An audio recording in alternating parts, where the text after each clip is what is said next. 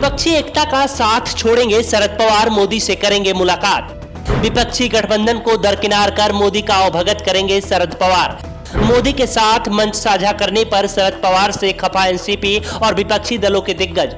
क्या भतीजे अजीत पवार के साथ मिलकर विपक्ष के साथ बड़ा खेला कर गए शरद पवार? महाराष्ट्र का राजनीतिक मौसम इतनी तेजी से बदलता है जिसका कोई जवाब नहीं। महाराष्ट्र की सियासत में पलक झपकते ही बड़े उलटफेर देखने को मिलते हैं और ऐसा ही बीते दिनों देखने को मिला था जब अजीत पवार के द्वारा एनसीपी में बड़ी बगावत को अंजाम दिया गया। अजीत पवार ने एनसीपी से बगावत की और चाचा से बगावत के बाद 8 मंत्रियों के साथ एनडीए का दामन थाम लिया। देखते ही देखते अजीत पवार नेता विपक्ष महाराष्ट्र के डिप्टी सीएम बन गए और अपने साथ गए विधायकों को भी मंत्री बना दिया, जिसके बाद चाचा और भतीजे की तकरार की चर्चाएं अखबार की सुर्खियां बटोरती रहीं। तो वही दिन ब दिन चाचा और भतीजे के बीच में जमकर बयानबाजी भी देखने को मिली।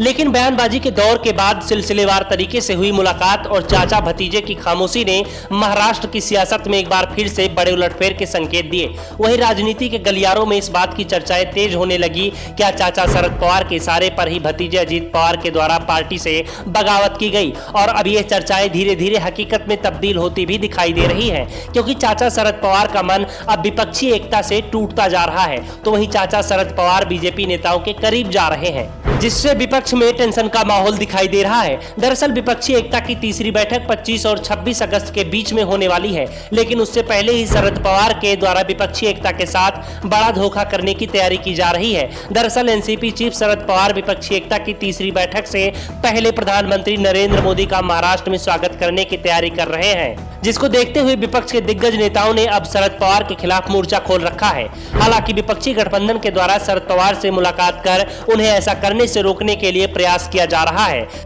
लेकिन शरद पवार का रवैया विपक्षी गठबंधन से बगावत का दिखाई दे रहा है। आलम तो ये हो गया है कि चाचा शरद पवार की पार्टी के अंदर से ही शरद पवार के नरेंद्र मोदी के स्वागत के इस फैसले पर विरोध के स्वर उठ रहे हैं। पार्टी सांसद वंदना चौहान ने कहा कि हम एनसीपी के इस फैसले का पुरजोर विरोध कर रहे हैं, क्योंकि बीजेपी के द्वारा हमारी पार्टी को तोड़ा गया है और नरेंद्र मोदी ने हमारी पार्टी पर भ्रष्टाचार के गंभीर आरोप लगाए हैं। पार्टी सांसद ने यहां तक कह दिया कि मैंने चाचा शरद पवार को समझाने की पूरी कोशिश की, लेकिन शरद पवार ने मेरी बातों को दरकिनार कर दिया।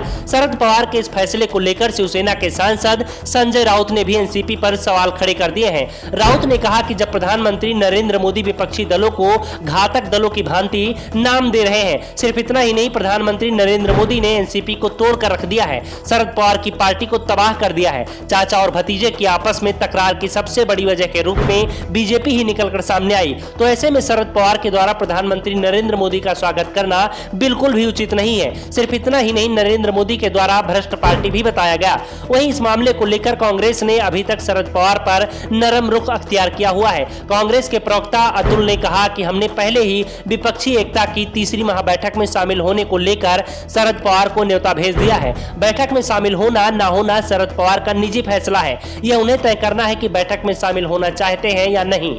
हम कोई जोर जबरदस्ती नहीं कर सकते। विपक्षी एकता में शामिल पार्टियों के बड़े बड़े दिग्गज नेताओं की बयानबाजी और शरद पवार के साथ मौजूद सांसदों के बयानों से साफ हो चुका है कि पवार एनडीए में शामिल होने की रणनीति पर काम कर रहे हैं, जिसकी वजह से विपक्षी एकता के बड़े बड़े दिग्गज नेताओं के साथ साथ वो पार्टी के सांसद की भी बात को दरकिनार करते हुए नरेंद्र मोदी के स्वागत कार्यक्रम में हिस्सा लेने को तैयार हैं। अब देखना यह है कि राजनीति के चाणक्य कहे जाने वाले शरद पवार के निशाने पर बीजेपी है या फिर गठबंधन।